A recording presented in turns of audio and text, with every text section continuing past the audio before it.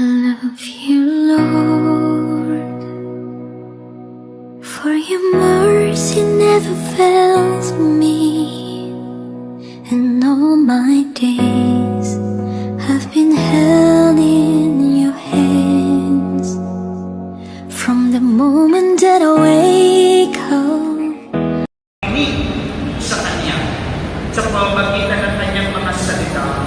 Kapag binabasa natin ang ating mga Biblia, ang mga salita ng Diyos na pinapibigyan natin sa banal na misa, nawa mga minamahal na kapatid, naririnig natin ang sinasabi ng Panginoon, huwag kang matakot, kasama mo ako, hindi kita papabayaan.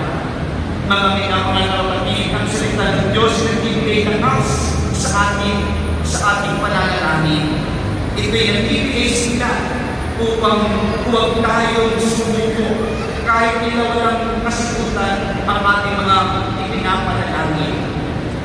Mga minamahal na kapatid, panghawakan po natin ang salita ng Diyos na ibinibigay sa atin na dapat natin pakinggan at isabuhay din araw-araw.